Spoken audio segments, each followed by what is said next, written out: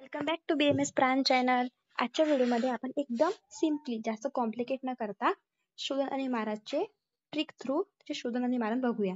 तर सगळ्यात पहिले लक्षात ठेवा, इकडच्या साईडला जे पण लिहिलेले आहे ते शोधन आहे आणि या साईडला जे पण आहे ते मारण आहे. तर मारण फक्त कासीस, कांजी आणि हरताल या तिघांचे मारण लक्षात ठेवायचे, बाकी सगळ्यांचे फक्त शोधनच लक्षात ठेवायचे. तर ट्रिक बघा. आणि अजून एक लक्षात ठेवा की गंधकचा, अजून कासीसचा आणि मनज अंजनचा, या तिघांचं पण भृंगराज स्वराची भावना दिल्यानंतर शोधन होते. फक्त गंधक मध्ये 7 भावना द्यायला लागतात. बस. चला आता ट्रिक बघूया. तर राजाने दूध पिले, तर राजाने दूध पिले त्याच्यावरून काही राजा, राजावरून भृंगराज स्वरस 7 भावना दिली जाते. दूध पिले, दूध पिल्यावरून भावना द्यायची. गेरिकला कशाची भावना द्यायची? गोदूदची. त्यांनी गेरिक शुद्धी होते. कासिस मध्ये बघितलंय भृंगरा स्वराची भावना, आणि आजू कशामध्ये बघितलं होतं आपण? एक अंजन मध्ये. ठीक आहे. आता काशीचं मारण आहे. काशीचं मारण कसं लक्षात ठेवायचं? राजाने दूध पिले आणि राजा झोपला.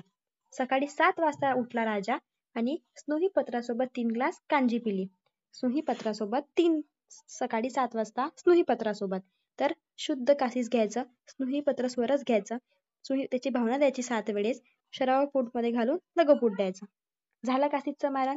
सकाळी 7 वाजता स्नुही पत्रासोबत 3 ग्लास कांजी पिली. आता 3 ग्लास जी कांजी पिली आहे ना, ते कसं लक्षात ठेवायचं? पुढचं कांशी, जे कांशी आहे तिची शुद्धता कशी होते? कांजी सोबत 3 दिवस बुडून ठेवल्यानंतर कांशीची शोधन होते. तसंच कांशीचं मारण खूप सोपी आहे.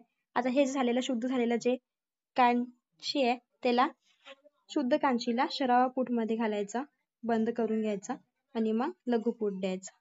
समजला? तर हे ट्रिक मध्ये ऍड केलं नाही, कारण की इझी जायला लक्षात ठेवायला की कांशी शुद्ध झालेला आहे त्याला शरावापूट मध्ये घालून लघुपूट द्यायचं. आता बघा, राजाने दूध पिले, राजा झोपला. सकाळी 7 वाजता स्नुही पत्रासोबत 3 ग्लास कांजी पिली. त्याच्यावरून काय आलं? कासीसचं आलं की स्नुही कासीस प्लस स्नुही पत्र स्वरस मध्ये 7 भावना दिली.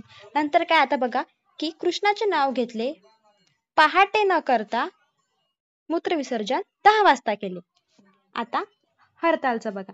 कृष्मांड तेल 3 दिले, तर तिले क्षार आणि चूर्णयुक्त कोणतं पण एक पण घेऊ शकता. तर कृष्मांडासोबत डोला यंत्रामध्ये शोधन केल्यानंतर हरतालचा शोधन होते.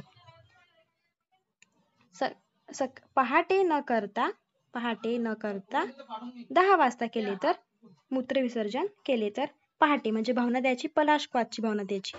किती दार? 3 दार. आणि एक भावना महिषमूत्राची 1 दार भावना द्यायची.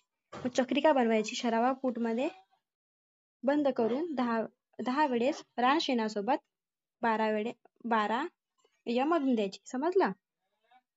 तर महिषमूत्र पहाटे न करता, पहाटेवरून पलाशमूत्र, पहाटे न करता मूत्रविसर्जन 10 वाजता केले म्हणजे 10 रानशेणासोबत मूत्रविसर्जन झालं. त्यानंतर आता मनशिलाचं काय आहे?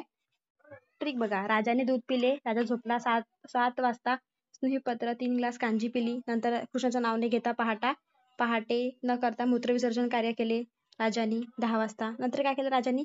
अद्रक सोबत सुंठीचा चहा पिऊन झोपून गेला. तर मनशिला म्हणजे अद्रकची स्वराची 7 भावना दिली. आणि भृंगराचं तर आठवण ठेवायचं आपल्याला, अंजनचं आणि काशीचं आणि गंधकचं भृंगरा स्वरच होतं म्हणून. तर शेवटी काय आहे? कंकुष्टला सुंठी पदाची भावना द्यायची 3 दार. समजला? तर सिंपल ट्रिक आहे, जास्त कॉम्प्लिकेट न करता. फक्त ती स्टोरी दिमागात ठेवायची की स्टोरी काय आहे. तर मी एकदा लास्ट स्टोरी सांगते की राजाने सकाळी पहिले दूध पिले, दूधवरून गेरिकची भावना द्यायची. सकाळी 7 वाजता उठून स्नुहीपत्र 3 ग्लास मध्ये कांजी पिली. स्नुहीपत्र म्हणजे शुद्ध काशीस प्लस स्नुहीपत्र स्वरस घेऊन भावना 7 वाजता म्हणजे 7 दार भावना देऊन शरावापूट मध्ये घातलं. मग 3 ग्लास कांजी पिली, तर कांजीमध्ये 3 दिवस. त्यानंतर कृष्ण देवाचं नाव घेऊन, तर कृष्मांडतोय.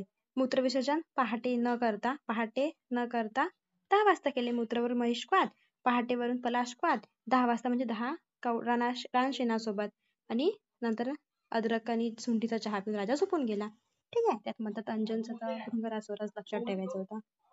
अगर ट्रिक आवडली असेल तर कमेंट करा, मग मी साधारण रसची आणि महाराजची पण ट्रिक टाकते.